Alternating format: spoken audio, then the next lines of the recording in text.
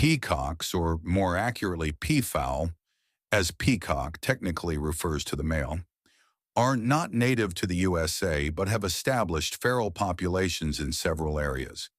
They are descendants of birds brought over as pets or for ornamental purposes and have adapted to life in the wild. Here's a more detailed look. Not native, peafowl, which include both male peacocks and female peahens, originated in India and Southeast Asia.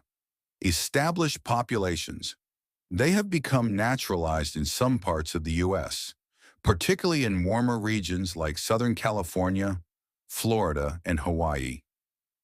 Introductions. Peafowl were first introduced to the U.S. in the late 1800s. Adaptability. They are adaptable birds that can thrive in various environments, including urban areas and rural settings. Potential for conflict. While some people appreciate the beauty of peafowl, others consider them a nuisance due to noise, property damage, and garden destruction.